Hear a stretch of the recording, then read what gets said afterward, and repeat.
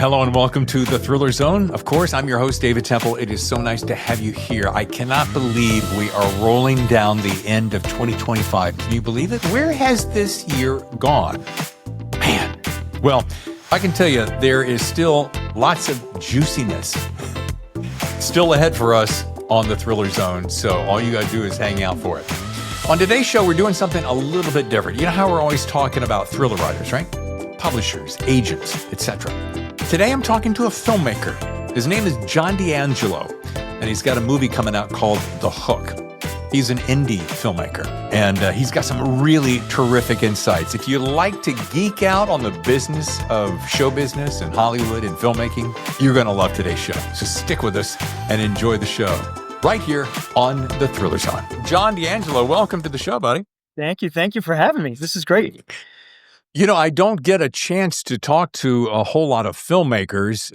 I talk to thriller writers predominantly, publishers, editors, agents. So you're among like the first couple of filmmakers. And as a closet filmmaker myself, I was so excited to jump on this opportunity. So I'm glad you cut aside the time. This is great. And the genre of the film falls right into your bag though, for sure. Yeah. Well, I got a couple of interesting things to share with you that is going to shed some light on this. I want to start out of the gate with John is a writer, director, filmmaker, as I said. Now, here's something I was reading on your bio. I want you to give me some clarification. He's known for blending classic storytelling with cutting-edge visual innovation. I got a pretty good idea that is, but tell my listeners exactly what sets you apart. Sure. So when it comes to ICVFX and things like that, I think the most common popular notion is the whole Mandalorian craze that went on years back where they were using Unreal Engine and putting them on these massive LED walls. And that kind of sparked out of a necessity with Jon Favreau and his team during the whole the lockdown of COVID. But it sparked a really great use of that technology. And just like many others, I kind of adapted to that craze. I wanted to understand the limitations of what that technology, like what's the bottleneck there? How far can we take it? And I was already a certified Unity game developer, so I kind of had my head around the engine. But for a long time, I was like anti-Unreal Engine for some reason. I was just a fanboy of Unity. It's silly, but it happens. Guitar players do it too. You know, like Fender, Gibson, the whole thing. Sure. So to make a long story short, I was comfortable in that engine space, but Unity wasn't capable of getting where Unreal Engine was getting in that space. So I jumped in, started studying it, fell in love with the engine, got certified in that world, and then I hit the bottleneck. And the bottleneck was the technology's there, but it's very, very, very expensive. So over time, those LED panels became more accessible, they became cheaper, but they're still not quite where they need to be. So I use the technology currently to do all of my previs, to do all of my conceptual things. I build my environments entirely in Unreal Engine in 3D environments. I set my virtual cameras to match the cameras in the real world with the real lenses. And then I place them to the centimeter of where they'll be in real life. So when we show up on set, there's no questions of whether or not the shot list will work physically in the space. The next step is to get to the production level where there's enough funding behind it to do the LED volumes. But I am ready for that when it comes. Well, now there's two things to unpack there, folks. I want to break this down. One, I'm going to flash him back to like the late 90s or mid to late 90s. And I'm hanging out with some cats in North Carolina, and they were doing something that is now kind of normal. And I want to make sure that I'm on the same page with you. They would get in the back of a car and hang their camera out the window and shoot the world going by. Then they'd come back to their driveway, project that video up on a screen behind them, and then drive. And this was like a long time ago. And I would sit there and watch that. Dude, that's friggin' amazing. The projection process, yeah, that's been around for as long as, I mean, there's some footage go way, way, way back in black and white days where they were doing this forced perspective and all that kind of stuff. Like it was, that concept of being able to trick the camera because you're dealing with two dimensions, and it really gives you a lot of flexibility for that. Yeah. Well, one more thing I want to drill down on. I think it's so funny now when I watch a scene, like we'll go True Detective, the first season, and those cats are in the car, and the reflections are going by on the grass or on the glass and so forth. And my wife, who doesn't know technology, all she goes like, "Where are they driving? That's amazing." I'm like, "Baby, that's happening in a studio." "No, it's not. Look, the things are going by." But now, John, and this is where I want to catapult straight ahead, because you're probably waist deep in this right now. With AI like it is, being able to create universes out of thin air, how is that changing the way you work? And you're way ahead of the curve. Yeah, so AI, I live AI pretty much every day. Yeah. And I really try and stay ahead of how far along we are in not only realism, because that's what everyone's concentrating on. That's sort of the surface level, like how real does this stuff look? Um, Passing QC is a whole nother nightmare, right? So when you get something that can generate a realistic video, but it's pumping it out at 720, then you're bringing it into something like Topaz and you're up-resing it. You're getting artifacts. Then you bring it into your editor, and then you're getting electric blacks, and there's a bunch of squares in your blacks. And then you try and put temporal on it to like make it, but then everything looks like it's made out of plastic. And then it turns into this whole, you're just fighting with the limitations of the output.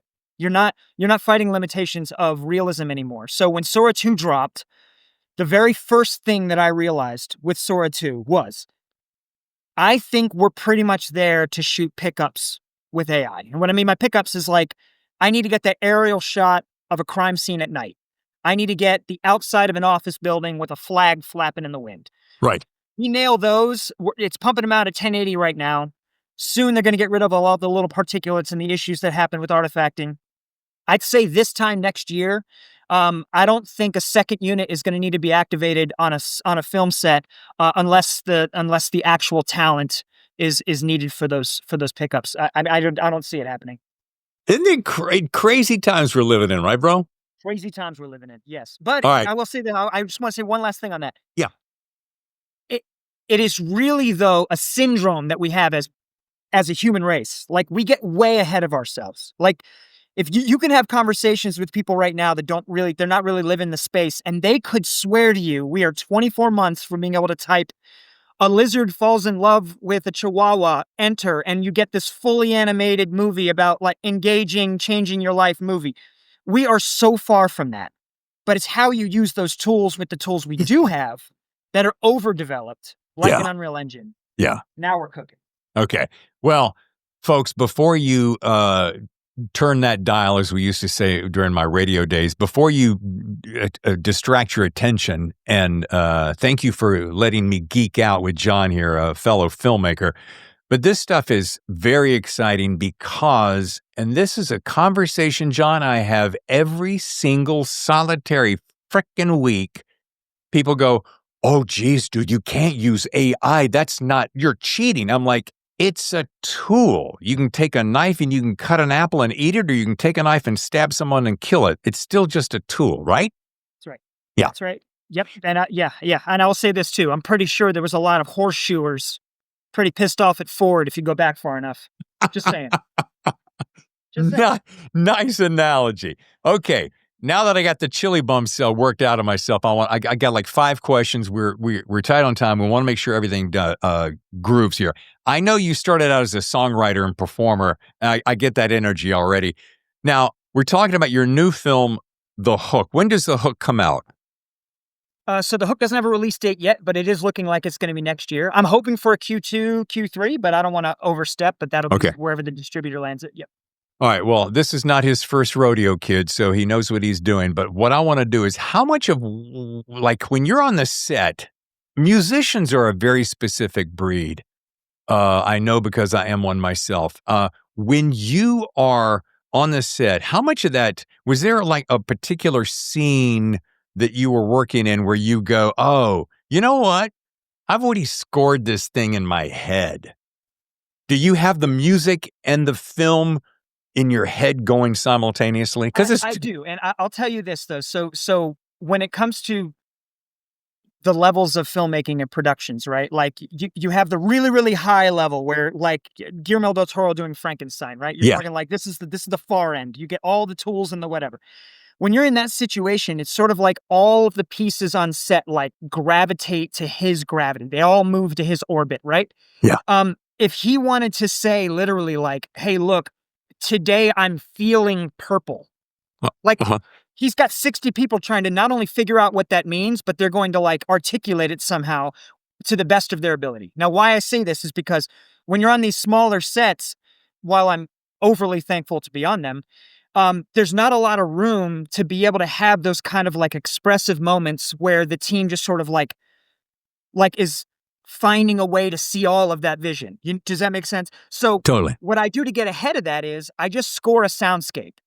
And a soundscape is like, it can't be too specific because I can't be like, hey, this scene, I really wanted this feeling. Like I can't do that because there's just not enough bandwidth on set. But what I can do is I can score how I want the movie to feel in general. Yeah. And then when we get to a happy moment or whatever, I don't reference it, right? Because it's a dark tone. I'm not going to reference that during a nice scene. But I do that and I send it to the cast. Michael Jai, while he was on set, multiple times, not only he blasted it on set through his Bluetooth speakers, he was always on his earpods, just listening to it with his eyes closed. So some artists and some actors, they really do appreciate having that sort of engagement, but others could care less. They're just like, yeah, tell me where to put the camera. Like, yeah. I don't care about your violin piece in A minor. Just where's the camera going? It's really, though, it's not counterintuitive. It is very intuitive. And again, I'm not trying to upstage you at all. This is your show. But I remember I was doing my only real independent film that went anywhere that's on Amazon Prime right now. I did the same thing. I had a buddy of mine, Kim Plannert. I said, score me 3 tiny little pieces of music. It's like 2 minutes each. They don't have the attention span. And then we'd get to the set because I'm directing them. I'm like, now listen to this and just do this to set the emotion. And I want to make sure I'm doing the same thing you're saying. Set the emotion. Do with it as you wish. You've already got the lines memorized.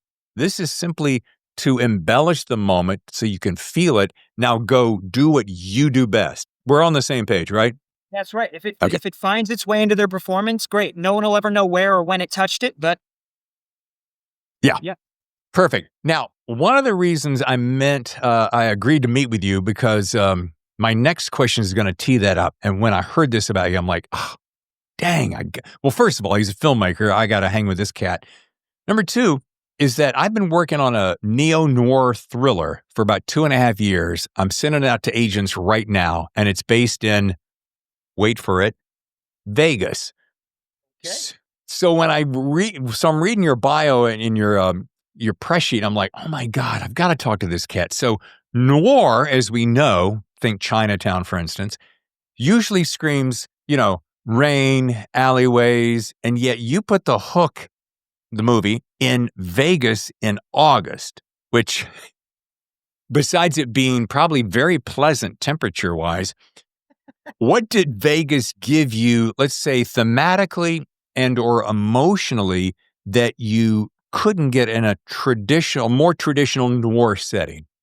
Well, so I've first of all, what you're saying about noir and Vegas particularly could give you some of the best noir ever, especially if you utilize the Strip, if you utilize the downtown is insane for that. But this movie was originally supposed to be very True Detective season 1. This was supposed to be Arkansas. It was supposed to be like there was actual crocodiles like in the original concept that the 3 writers of us, we were all like kind of floating around. So there was the final battle scene was supposed to happen on a boat, the Jolly Roger. Like it was a whole thing. So when we found out the limitations of the production forced us to shoot local, we ended up just having to lean into what we had.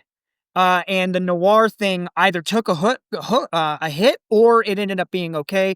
Well, that'll be for the audience to decide when the movie comes out, but it wasn't, the production unfortunately wasn't able to go full hit tilt into the original noir dark Louisiana vibe we wanted to go for. Sure. Okay. Well, I'm with you on Vegas noir. And when I started crafting this story, especially this, I've done a lot of business in Vegas, and what I like is, and dude, I'm probably easily twice your age at least. Anyway, so I'm sitting here thinking about old Rat Pack, classic casino. And if you take that world and you desaturate it, let's just say that for just kicks and giggles, turn the color down and make it a black and white. Dude, you're in the middle of noir. You're really Smack. close. I mean, Yeah. very little. Now it's just props and performance, and that gets you there. Yeah. Yeah. Well, I can't wait to see this. Now, you got an ex-FBI profiler in the hook. Now, if I'm not mistaken, had his faith in justice kind of blown apart. I want you to drill down on this for me. Underneath the genre and the kill count, what was that nerve or impetus that you were poking at with that character? Sometimes, and I want to put it this way, sometimes we as thriller writers are doing our own self-therapy in our books. So I'm like, I want to drill down on John and find out what I'm using self-therapy as a wide, what's he working on in this movie? Well, so the Malcolm Miller character that you're referring to, I would say the best way to sort of describe him was I really felt for the story to get engaged quickly, there needed to be an existing history between the characters. And I felt like that just moved things along faster on the page. And it asked more questions early. Questions that I didn't have to answer right away, right? It's because everyone can relate to having a broken, estranged relationship with somebody, and we just assume let the core story move forward, and we'll figure out the rest as it goes. And that's really how those stories kind of work, right? Yeah. The other way could have just been stick two characters together that have never met. That's season 1 of True Detective, right? Force these two guys, they get to know each other on the spot, that whole thing. But I decided to go that way because I felt like I got more bang for my buck early on character-centered. And when you're dealing with actors like Mullen and Michael, you have to lean into the strengths of what you've got to work with. And those two actors are just at our peak. They literally shook each other's hands, said, "Nice to meet you," and action. Like they just went because of, Wow. and you have to lean into those strengths when you're dealing with these budget films. So, but now to dive down a little bit into the storyline, back in the day, and this isn't spoiling anything for the movie. 10 years before in this movie, in this storyline, that character was investigating a serial abduction case, and he was telling the FBI it was serial, and they didn't want to hear a serial abduction. They were just saying there's not enough to go on that. Meanwhile, at home, he was having trouble with his wife, was terminal, and she was dealing with health issues. So he was losing her, unraveling, and then he just sort of snapped and started to be a little too aggressive, and he lost his badge. So all these years later, it turns out he was right. And at the beginning of our movie, the FBI has to like put their tail between their legs and go like, this guy that knew these cases better than anyone, we probably need to go get him back in, at least to consult. And then, of course, when they find him, he's an alcoholic and he's got an estranged relationship with his daughter because of what he went through all those years ago, losing his job and his wife and everything else. So it just sort of like, that's where we meet this character at the beginning. Wow. Dude, a couple of things popped into my head. May I call you, dude? Couple things popped into my head when you're talking about this. For folks who are spending their time crafting these characters on the page, I don't want to insult my listener to say that, oh, you're probably not getting the film speak like we're doing, but because I know you're getting it. But like when you're crafting the characters from the standpoint of how the camera captures the world, how it moves, how the color affects things. And the reason I say colors, I'm a huge David Fincher fan. So when I take Fincher, for instance, in color, painting a scene has a particular mood. What I'm getting at is, do you find that, and I don't know how long you've been doing this, making films? Making films, I've been creating moving pictures for 15 years. Okay. I finally got into the feature film stuff recently. Perfect. So this tees me up perfectly. So what do you see differently? What do you see differently from 15 years ago to today, both from the style, meaning what the audience is what they get pulled to, what they get connected to? How do you see that style change from 15 years ago today?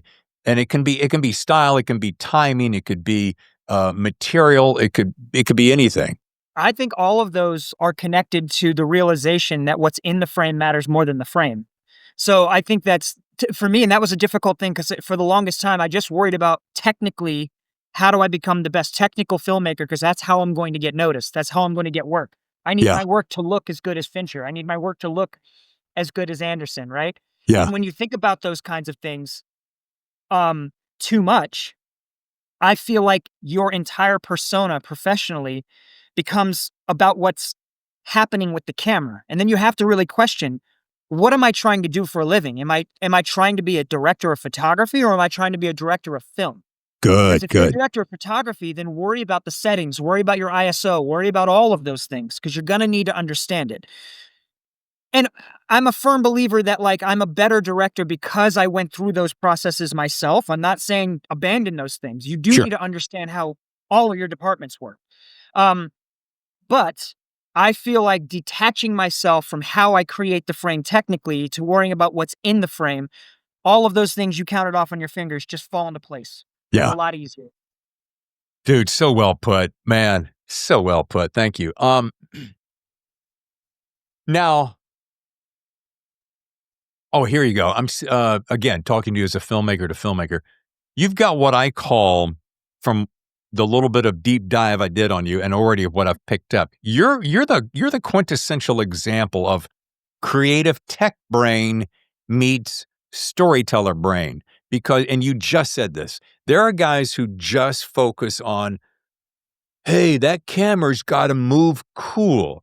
I'm all for cool moves, but if a cool move is just for the cool move, but it doesn't inform the scene, doesn't inform the emotion, then it's just a cool fucking move.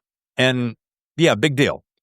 So, but you're the great example of, like, creative tech, especially with this background with gaming, Jesus, and then meeting storyteller brain. So with your film, The Hook, what's one tech choice? And if we've already covered it, I just want to drill down one more time. What's a tech choice or a workflow that actually changed the way you shot, point A, point B?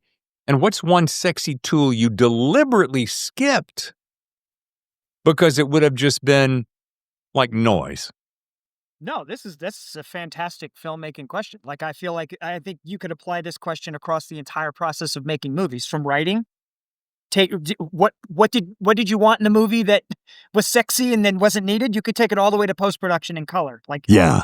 So this is a very, very good question. So, in The Hook, I will start with one of the things that we did. We got a Chapman dolly, and that was an expense that we had to fight for, because most of the time. Wait 1 second, folks. A Chapman dolly is a very, very big dolly that weighs a ton. It's very expensive, and it's the machine that you move, that the camera sits on to make these beautiful moves. Sorry to interrupt. I just want to make sure that. Yeah, it's great. Okay. I probably should have teed that up better. Yeah, and the Chapman dolly is thousands and thousands of dollars, right? Yeah. And if I'm not mistaken, you can't even own a Chapman dolly. You No. have to rent them, right? Yeah. So, and I say if I'm mistaken, because I think overseas you can get something, but like here in the States, certainly, Yeah. you have to rent them. So, we made sure we got that, because I would say 50% of every single shot you could possibly do when trying to achieve a high-end cinematic camera, look, is accomplished using a Chapman dolly. Yeah. So the other thing that most people is that, so that was a fight we had to get. What a sexy thing that I forgot, like I didn't get, was I didn't go with a Steadicam operator. Oh. So now, if I could go back, would I get rid of the Chapman dolly and instead have a Steadicam operator? Because there was so much dialogue and there was a lot of walk and talks? Arguably, yes. But we weren't sure what the locations we were going to have at the time were. And if we had beautiful locations, things that we could boom over and we could do all that kind of stuff, then, especially if we were going to build more sets on a soundstage, then the Chapman dolly was the right decision. So I don't regret the Chapman dolly. We got some absolutely stunning moments with that piece of equipment. Yeah. But I feel like we probably could have banged the buck a little more if we had a Steadicam operator all those days. Yeah. And again, not to say my bicycle's cooler than yours, but in my film Chasing Grace, it just so happens that one of my oldest, longest, best friends in the world, my ride or die, is a Steadicam operator. And fortunately, I was able to have him be a part of every little short film I made and in this film Chasing Grace. Folks, and what that means is he puts on this rig on his body that basically absorbs the motion of the camera. what that does for you is allows you to go, like John's inferring, you can go through all kinds of scenes. You can run down a street, you can run backwards, you can climb up over walls, and that thing is always staying liquid. Those guys are very good at what they do. Those machines are very heavy, and he'll tell you right now at age 56 that it has now become a young man's game. Another story. The Chapman dolly, on the other hand, as I said, weighs more than a car. And part of the reason they're mechanically so sound is you can roll over anything and it doesn't vibrate. Plus, it gives you a chance to kind of like extend your camera up and over walls and so forth. So I love hearing this kind of tech coming from a guy who is doing it right there front and center, because it just opens the world for people who don't play in this sandbox. So thank you for sharing that. Of course, absolutely. This is a great chat. Now, you have been around this business a while, between music and bands and now this Vegas noir. Am I saying it's Michael White, but he has a Michael Kai White? Michael Jai. Mm-hmm. Jai, sorry. And then Malin Ackerman? Malin Ackerman. Okay. So at this stage, this is getting you to reveal something about you. What still honestly, and every director, every performer, and if you're a musician, you're a performer, you look like an actor, so I'm sure you've done some kind of acting somewhere. So what still honestly scares you when you get on set and you're responsible for this entire world, the entire crew that shows up, right down to the crafty, right down to the people on the other side of the camera? What still scares you right before you call action? I got to be honest with you. What scares me more is not having that control.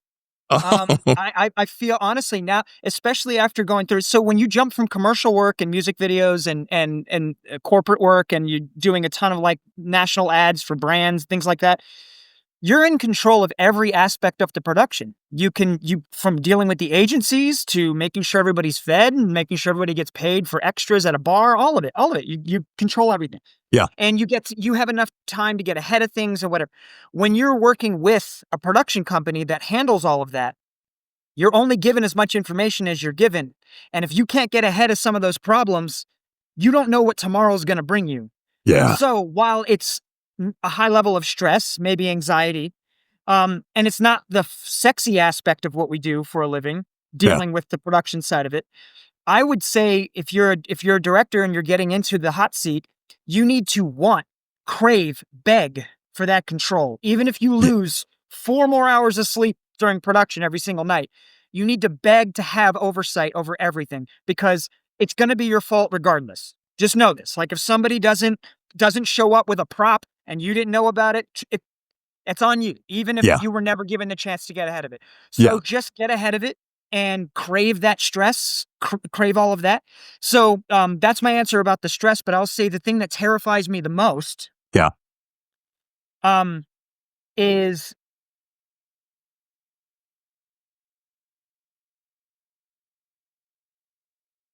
such a great question. I think probably what scares me the most is worrying about the pacing of the totality of the screenplay. I think that's the most nerve-wracking aspect, I feel like. Making sure that an actor early in production that's shooting out of order, who's supposed to be angry, is the right kind of angry right now. Not angry because it's just angry. Why are they angry? Because that's going to play later in the film when you watch the final version. If it's the wrong kind of angry, the audience is going to feel it.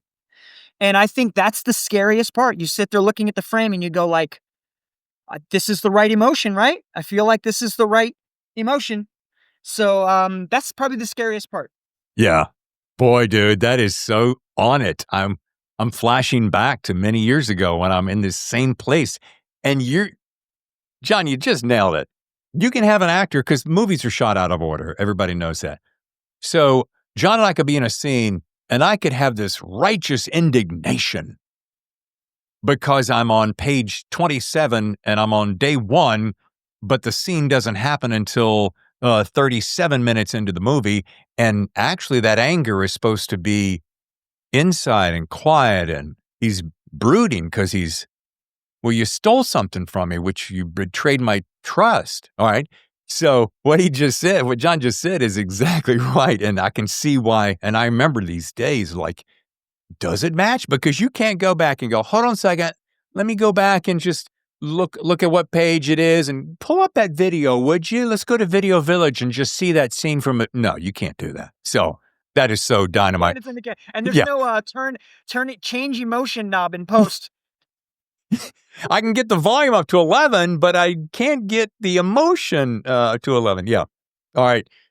We're going to wrap here on one more question, but I want to ask you, is there anything that we haven't covered? I don't generally do this, but anything that you would like to mention about the movie, about the process, about Vegas, about what you hope people will, in the thriller writing, creating, directing world, some way you can put your fingerprint on something before I close with a question? If you wouldn't mind, I'd like to speak just a little bit, like for very, very quickly, just to the people that are struggling to make it in this industry in general. Please. Especially as a director. I think there's far too much negative content online about how difficult this industry is, how impossible it is, how much the ship has sailed, how little money you can make as a filmmaker, all of these things. You can watch a trillion videos right now online, and every single one of them are just YouTubers sitting in front of a camera talking about the concept of where the industry is, or it's something, a podcast or an interview of somebody that's been jaded because maybe they haven't gotten where they felt like they should be in the industry, so they feel like there's a ceiling. And I want to just speak to the people with dreams of doing this very quickly and just say this. Please. The way in is to be humble and help. That is how you get in. It isn't more difficult than that. Find a production company. Don't expect anything in return up front. Help. If you're good at coloring, color people's movies. If you're good at music, score people's movies. Like, anything you can do to get in the orbit of decision makers as someone with value, I'm telling you, there are still movies being made every single day at every single price budget. All of them, from $100,000 movies to $10 million movies to blockbuster movies over $100 million. They're all getting made every single day. And the reason you're not on those sets is because the people that make the decisions early don't know you're valuable. So just let them know your value. Don't worry about your movies. Don't pitch your stuff unless it comes up organically. Sure. Step by step by step. So I just want to demystify a little bit of all this negativity online. That's what I would like to say. Thank you for that. Man, that is gorgeous. I appreciate that. And I've been in and around this business since I was 16. So that's 50 years this month. And there is something I learned at my first tour of duty in Los Angeles. I did 3 tours. The people who are nice and show up and just be kind will skyrocket eventually. Because here's why. People like to work with people they like. And I'm not oversimplifying it because you kind of just intuited that. That's simple. Show up. Be helpful, and for the love of God, don't pitch your stuff. Hey, I've got a screenplay right here, Bob, Mr. Director, while I'm carrying your coffee for you. That's so good, John. Now's not the time, buddy. Know the time. Yeah. Good stuff. All right. Last question. Well, I always close my show with best writing advice from and guys like James Patterson, David Baldacci, Dean Koontz, Meg Gardner, Don Winslow. These cats have been on the show, so people tune in to hear what they have to say. So, given that we spend most of our time with thriller writers and less with thriller filmmakers, however that is about to change, what's your best creative advice? Now, you just gave me a dynamite piece of insight, but I want a piece of creative advice that people are going to walk away going, John D'Angelo said on the Thriller Zone, this piece of creative advice to future media creators, and this is what I'm going to take away and meditate over the weekend and make it my own. It's all you. You must. If you've heard this 50 times elsewhere, I don't care. This is 51. You must write what you like. Yeah. You have to. Like, if there's nothing else that I could give advice that I can give to somebody else, if the people in your immediate vicinity don't gravitate to what it is that you like, then either you have to change that environment or you have to succumb to being a work for hire and then do what other people want. But if you're going to write and pursue a career that defines you, you're not going to do it chasing trends. No one's that fast. No one is fast enough. Productions aren't fast enough. Decision makers in this business don't move fast enough for you to make a trendy movie. It's impossible. So you're always going to be behind the cue ball, always going to be a step behind the game if you don't just do what's you, because then the industry has to keep up with you. And whether or not the timing's right for you or not, that's going to be a question of whether or not people accept and are moved by your work. But you can rest assured one thing: you're never behind the cue ball if you're just doing stuff that means something to you. That because you are the cue ball. Then you're never behind it. Yeah. So. Such words of wisdom. I don't know about wisdom, but they're words. Dude, I could talk to you forever. Yeah, seriously. This was great. I really enjoyed this chat. Thank you so much. Well, folks, once again, now I always say, hey, if you want to learn more, go to blah.com. For the love of me, I could not find your website, bro. Oh, no, it's okay. Red Gin Productions is my production company, and you could go to redginpro.com, but that is just a production company for doing commercial work. But okay, I did find redginpro.com, but I'm like, this is not okay. So make sure I write this down. It's REDD, right? REDD, gin like the genie, DJINN. Yes. Got it. .com.